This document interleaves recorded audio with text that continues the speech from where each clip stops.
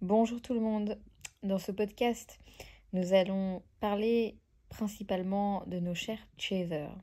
Comprendre un petit peu qu'est-ce qui se passe du côté des chasers. Pourquoi est-ce que le chaser a tendance à autant s'épuiser à travers ce lien et comment est-ce qu'il peut s'en sortir. Tout d'abord, j'aimerais remercier encore une fois tout le monde pour votre soutien, pour votre confiance. C'est un plaisir pour moi de vous suivre, c'est un plaisir pour moi de vous voir évoluer. Je dois parler de quelque chose qui me tient personnellement à cœur ces derniers temps. C'est de vous voir éclore. C'est le terme que je pense être le plus approprié par rapport à ce à quoi j'assiste. Comme vous le savez, en tout cas pour ceux qui le savent, j'ai mis en place une initiation aux capacités extrasensorielles. Dans cette initiation, il est question de vous permettre d'avoir un bilan sur vos capacités qui vous sont propres, donc vos dons, et d'ensemble de travailler pour pouvoir déjà vous permettre d'être plus à l'aise, de comprendre un petit peu mieux comment ça fonctionne et puis de développer ces capacités. Alors c'est quelque chose de magique, littéralement, parce que moi j'assiste à votre évolution à travers ces séances. Et j'ai beaucoup de personnes qui ont été très intéressées par cela. Et en fait, c'est là que je me rends vraiment compte à quel point les flammes jumelles sont amenées à se reconnecter avec leur âme et à leur véritable potentiel. Et à travers cette initiation, je vis des choses assez incroyables à chaque séance, avec chaque personne différemment. Et j'avoue que je suis hyper fière de ce que vous faites. Je suis hyper fière de pouvoir aider une communauté comme celle des flammes jumelles, parce que vous êtes des personnes extraordinaires. Et j'espère que vous le savez. Et même si je ne le dis pas aussi souvent que j'aimerais pouvoir le dire, mais il y a des moments où je me dis c'est hyper utile de vous rappeler à quel point vous êtes des lumières. Donc merci encore de la confiance que vous m'apportez et je suis encore une fois extrêmement, extrêmement heureuse de pouvoir voir votre évolution et de vous accompagner à travers chacune de ces étapes. Alors on en revient à nos chers chasers, le portrait du chaser. Qui est-il vraiment ? Le chaser, c'est bien entendu celui qui prend conscience du lien en premier, qui comprend qu'il y a quelque chose d'unique et de sacré avec son autre. Mais cette prise de conscience rapide va venir le mettre, hélas, dans une dynamique d'attente et d'effort désespéré. Le chaser, c'est hélas celui qui va toujours être dans l'attente d'un signe, d'un message, d'un retour de son runner. Le chaser va avoir tendance à guetter les moindres synchronicités, les heures miroirs, les rêves, les guidances, les likes sur les réseaux, enfin bref. Tout va devenir pour le chaser un message codé du destin. Mais cette attente, malheureusement, vient renforcer la dépendance. Et cela l'empêche de vivre pleinement sa propre vie. Nos chers chasers ont tendance à être obsédés par leur runner, ce qui les rend incapables de lâcher prise. Même quand le chaser essaye de passer à autre chose, il sent encore son runner de partout. Il ressent ses énergies, il capte ses émotions, il rêve de lui, et à chaque moindre petit signe, il y replonge comme une addiction. Nos chasers sont prêts à tout comprendre, à tout pardonner, quitte à s'oublier. Le chaser va rationaliser le comportement du runner. Il a peur de ses émotions, donc c'est normal. Il fuit parce qu'il m'aime trop. C'est un parcours spirituel, donc c'est normal qu'on souffre. Et pendant ce temps, nos chasers ont tendance à tout excuser, en acceptant parfois même l'inacceptable, sans voir qu'il se fait du mal à lui-même. Nos chers chasers ont tendance à chercher des solutions H24. Et oui, le chaser va passer son temps à analyser, à même suranalyser. Il va regarder toutes les vidéos YouTube sur les flammes jumelles. Il va écouter toutes les guidances du mois, de la semaine, de l'heure.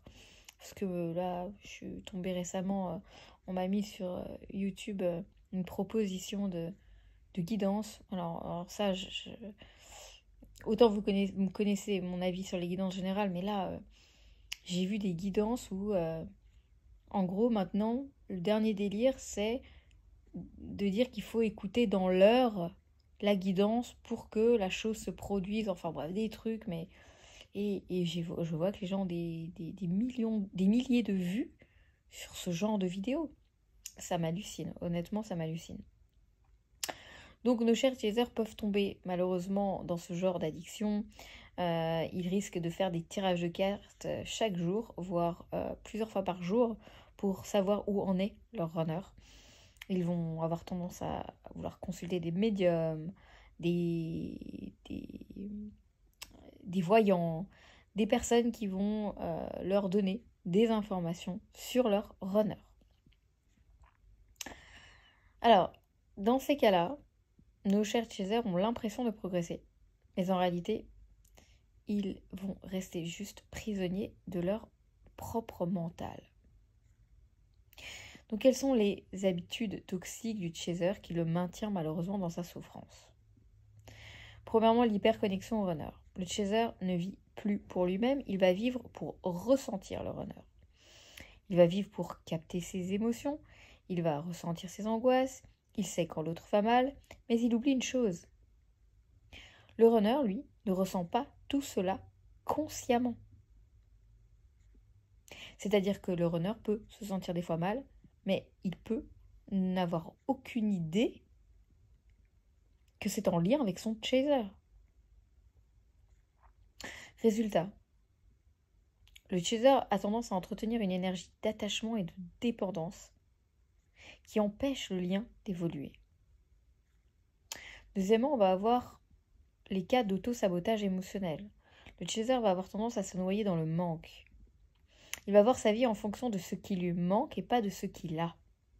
Il est donc dans une spirale où chaque jour, sans un message de la part de son runner, devient une souffrance.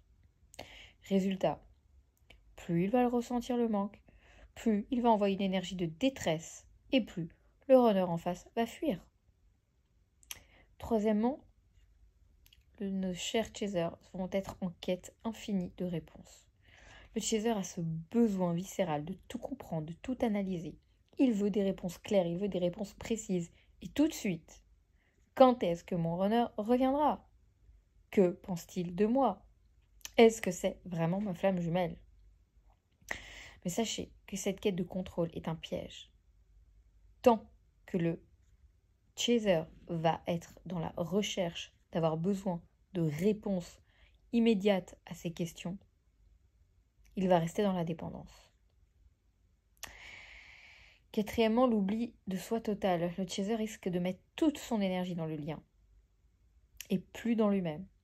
C'est-à-dire qu'il risque de mettre sa vie en pause en attendant que le runner se réveille. Il risque de ne plus sortir, de ne plus profiter. Il risque de ne plus s'ouvrir à d'autres relations. En gros, il risque de ne plus rien faire qui puisse le nourrir personnellement. Dans ce cas-là, le chaser peut perdre son énergie vitale et se couper de sa propre mission d'âme. Cinquièmement, l'illusion du contrôle. Le chaser pense qu'il peut arriver à faire bouger les choses. Il va donc essayer de provoquer des conversations, d'envoyer des signaux, d'écrire un message, juste pour voir. Mais concrètement, qu'est-ce qui va se passer du côté du runner? Il va plus ressentir cela comme étant une pression. Et il peut risquer de fuir encore plus loin. Pourquoi nos chers chasers souffrent-ils autant? Déjà, le chaser est face à son ego spirituel.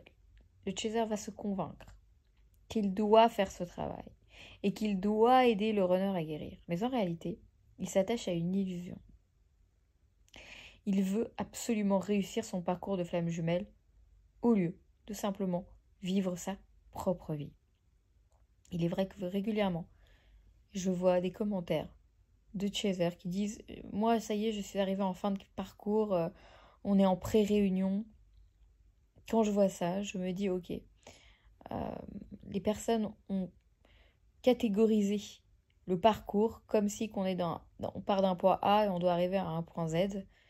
Et ces personnes estiment qu'elles sont arrivées à X ou Y. Et en fait, ça se passe pas comme ça. Concrètement, ça se passe pas comme ça. Et c'est très important d'arriver à déconstruire cette idée, quelque part, de parcours. C'est vrai qu'on parle de parcours, pourquoi? Parce qu'il y a des étapes à passer, il y a des obstacles à surmonter. On est bien d'accord. Mais on n'est pas... On est dans quelque chose qui peut être cyclique, c'est-à-dire que on va avoir tendance à repasser par certaines étapes pour voir où on en est et pour voir notre évolution. Donc, chaque lien est unique, chaque parcours est unique. N'essayez pas de faire rentrer le parcours flamme jumelle dans un cadre bien précis parce que chaque personne va vivre la chose différemment et le timing pour chacun sera différent. De même que le résultat. Le chaser a tendance à rester trop attaché au passé. Il va vivre souvent sur un souvenir idéalisé. Il va se rappeler des moments magiques, de la connexion parfaite. Et il veut, coûte que coûte, retrouver cette intensité. Mais le chaser ne doit pas oublier que cette intensité n'est pas permanente. Le lien évolue. Enfin, le chaser a une peur viscérale d'un avenir sans le runner. Il a peur que s'il arrête d'y croire, tout va s'arrêter vraiment. Il a peur de lâcher le lien et de ne plus jamais ressentir cette connexion. Sauf que, concrètement, on le sait pertinemment, on ne peut pas arrêter d'y penser parce que c'est indépendant de notre volonté. On ne peut pas lâcher le lien parce que si on pouvait, ça se saurait et on l'aurait fait tous depuis bien longtemps. Par contre, on peut lâcher prise sur le lien. Et c'est justement en lâchant cette prise du lien que le chaser peut retrouver son pouvoir. Souvent, des personnes me disent « Oui, mais vous, et alors, et vous êtes en réunion ?» Comme si la réunion, c'était la finalité et que ma parole, mon aide, pouvait être utile uniquement si la clé, c'était la réunion. Quand je vois cette phrase, je me dis « Ok, ces personnes-là, elles sont encore bloquées dans des idées et elles sont loin d'avoir cheminé pour arriver à justement les étapes du lâcher-prise et de comprendre qu'à travers ce lien de flamme jumelle, la réunion, c'est une option. La réunion à l'autre, c'est une option.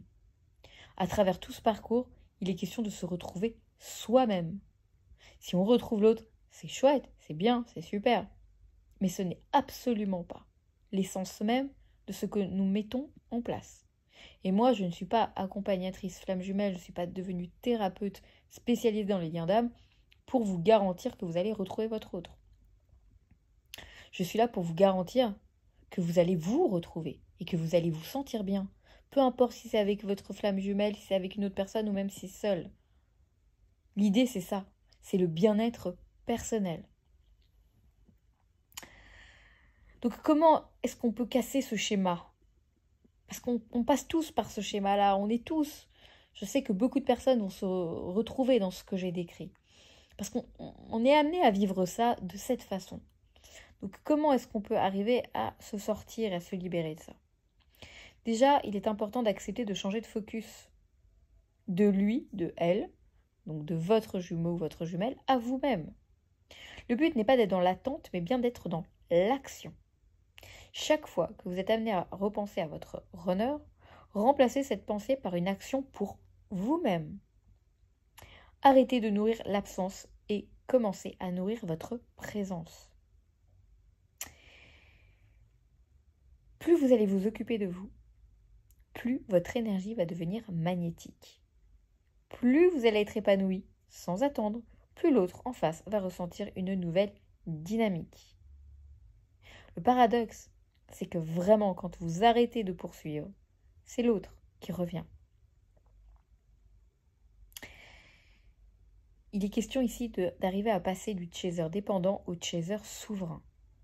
Un chaser souverain, c'est un chaser qui ne vit plus dans l'attente, qui se concentre sur sa propre évolution, qui laisse le runner faire son propre chemin à son propre rythme, qui ne se définit plus uniquement par ce lien de flamme jumelle, qui n'a plus peur de perdre, car il sait que l'amour est une énergie et non une possession.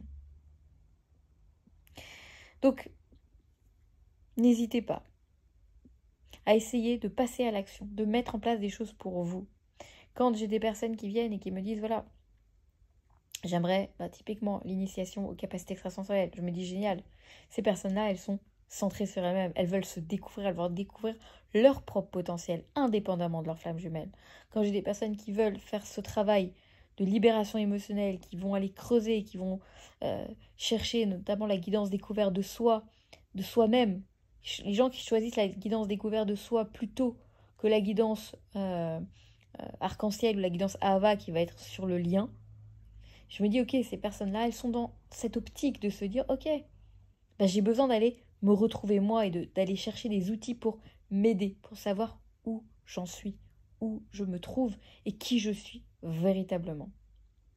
Donc n'hésitez pas à mettre des choses en place pour vous. Je vous dis pas que le lien, vous n'allez plus y penser. Je dis pas que... Non, on est dedans.